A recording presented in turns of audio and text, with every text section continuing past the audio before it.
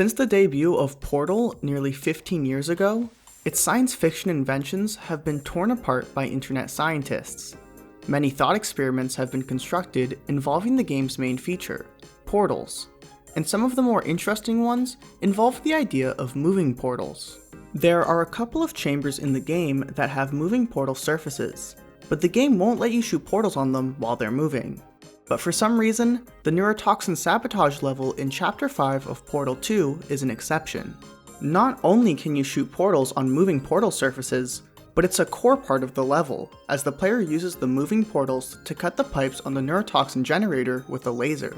This is the only time this mechanic is used in the entire game, and this is probably for the better, as moving portals are confusing.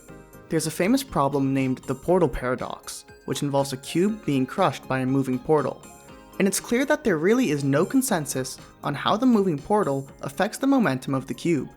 But more importantly than a cube, what happens if a player goes through a moving portal?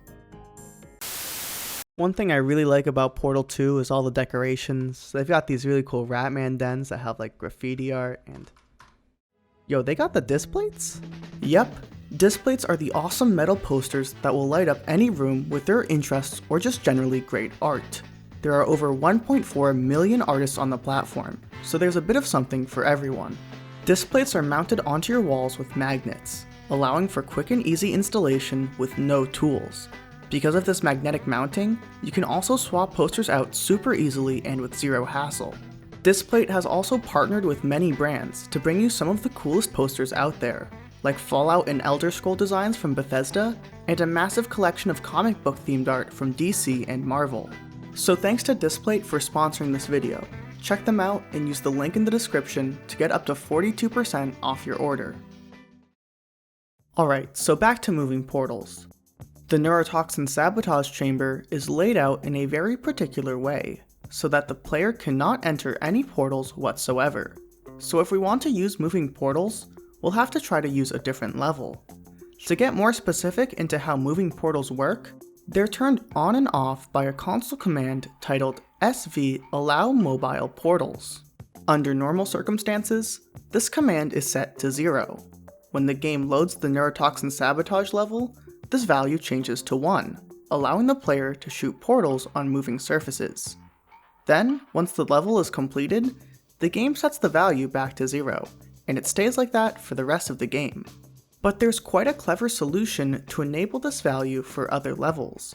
By loading up neurotoxin sabotage, and then simply exiting to the main menu without completing the puzzle, SV allow mobile portals will never get reset, and it will stay at a value of 1.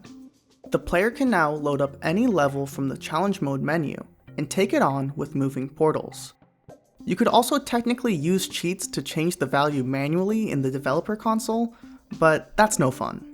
So, now on a different level, what happens when you go through a moving portal? Yeah, it's pretty broken. Entering a portal connected to a moving portal gives the player a massive speed boost and yeets them up into the air. It seems that moving portals are sort of an incomplete feature, and that Valve never anticipated a player or any physics object other than a laser to interact with moving portals. In fact, one player tried recreating the portal paradox in-game with a custom level, but it just didn't work. The cube just gets stuck. So how exactly do moving portals work in-game? The more useful application comes in connecting a stationary portal to a moving portal. Walking onto the portal will shoot the player back with a massive amount of speed, and if the player crouch jumps anywhere around the portal, they'll kind of get sucked into the portal, and will shoot through with a ton of speed. And a similar thing happens if a player gets close to a moving portal. They get sucked into it and will shoot out the other side with a fling similar to before. So needless to say, this glitch is pretty insane. But what practical use does it have in speedruns? While you'd think a massive speed boost would save time in a ton of levels, its use is actually very limited. For example, you could use it in the first chamber of Chapter 2 when GLaDOS slightly adjusts the chamber, but we solve the level so fast normally that it's not even worth it. The first level of Chapter 3 has a moving portal surface when the ceiling is lowered, but similar to neurotoxin sabotage, we can't reach the portal, so we can't use the moving portal glitch on it. However, Chapter 8 has a lot of moving portal surfaces, as Wheatley's inexperience in running the facility results in him moving things around last minute, and 2 levels in particular use the moving portal glitch to completely break the chamber. Wall Button is one of those levels. The chamber starts with Wheatley moving part of the puzzle closer to the rest of the level. Normally, speedrunners would pull off a cool fling to get to the moving side of the chamber, wait for the chamber to stop, and then grab the cube in air and jump into a funnel. They can then perform a quick jump into a portal, and then do a cube throw to just barely slide into the ending door. It's a pretty cool speedrun.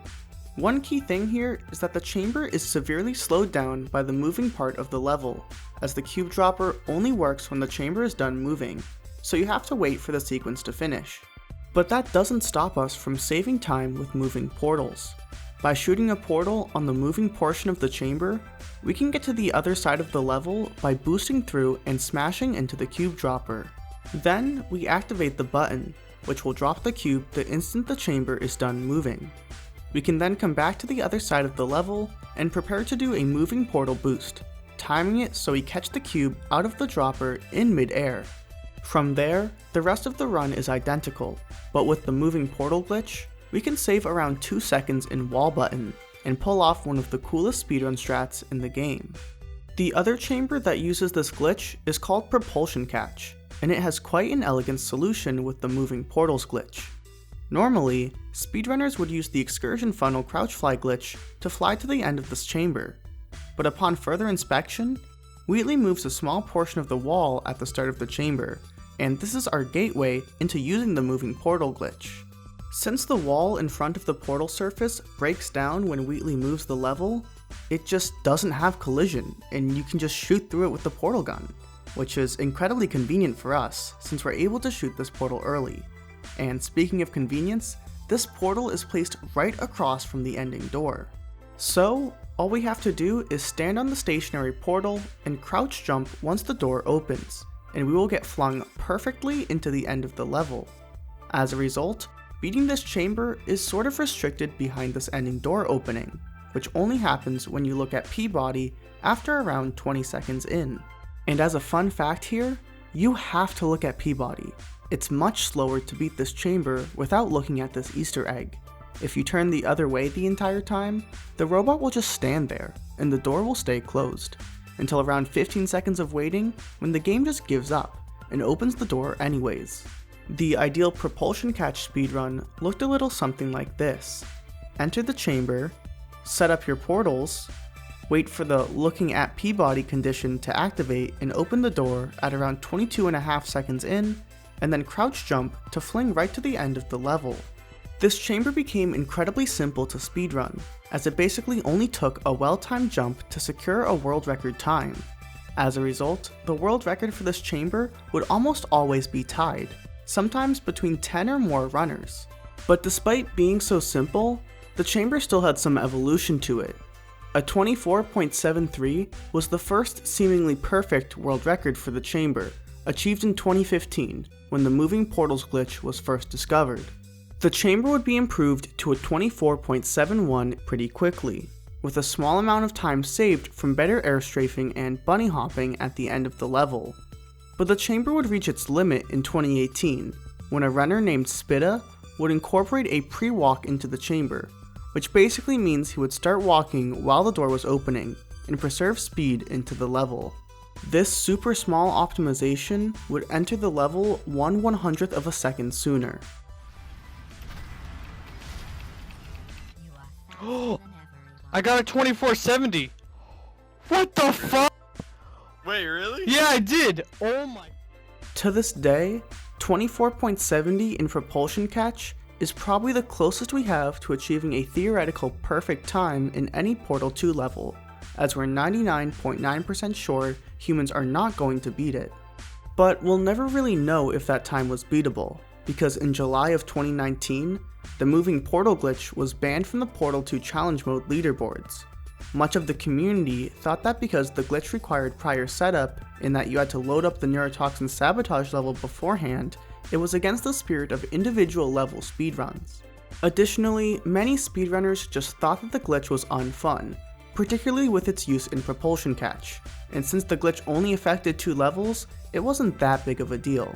But regardless, the moving portals glitch is one of the coolest and most broken glitches in all of Portal 2.